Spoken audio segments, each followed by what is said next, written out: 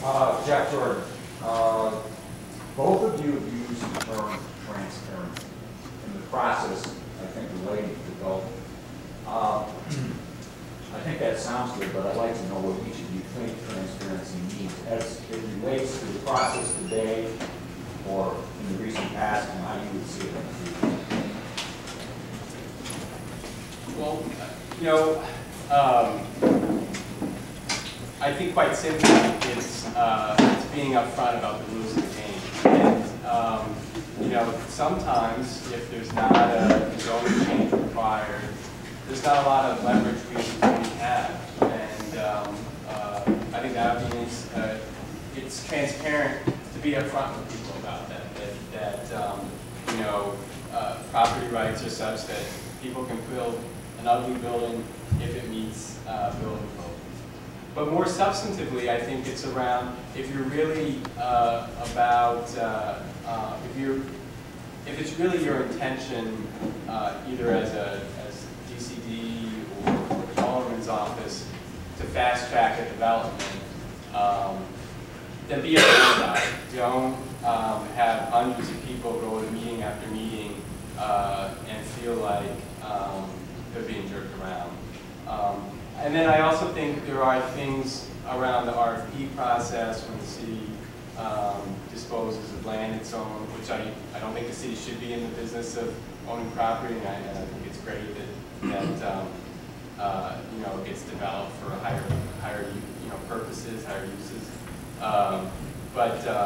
You know, people have lost confidence in that, and so whatever it takes. And I think transparency is a big part of it to restore confidence in that. I support that. Well, transparency means openness and full disclosure of when and why, how decisions really being made. You know, and that goes especially for people who you think might disagree. You should reach out in the beginning to people who you know will or might disagree, or you don't even know, you just know they live nearby. And you need to make it very clear what, I agree with what Patrick said about making it very clear what the steps are in the decision-making process. I mean, clearly in the example we've been discussing, when you come to the first public meeting and make it clear the decision's already made, something happened that wasn't transparent. And you don't know what it was. It wasn't transparent. So, for me, the discussion when developers or advocates want, or you know, citizens advocates like the work group come and say they want an initiative to happen. The key is the conversation starts, it doesn't end at the alderperson's desk. That's, again, the moral imperative of democracy, and also because you'll get better results. Transparency means something deeper to me, though, too, about the way our current city government works. It means the end of an informal but nowhere written down practice of aldermanic privilege, which essentially means that what I say goes in my district, don't mess with mine. And I experienced this personally when I was lobbying on various issues related to sustainable development. Now, I know that some people hear this and say, well, that makes me sound very naive. Just don't I know how the sausage is made and isn't there horse trading, etc. I'm not saying I'm never going to trade a horse, but when I do, you'll know why I traded it, okay? And you'll know what the trade was for. And it also means, that especially when we're talking about aldermanic privilege within districts, it really hurts the city to have it up to the whim of one elected representative, policies that really need to be citywide policies where we're making informed decisions about how to develop the entire city and how to bring jobs and green space and amenities to an entire city. Fulton Street is already a social, economic, and racial boundary. When you've got McGee on one side and D'Amato on the other, and both of them, what they say goes in their district, that boundary only gets worse. And home values in River West become artificially inflated, and home values on the other side become deflated. The market's out of whack. It's bad for both sides.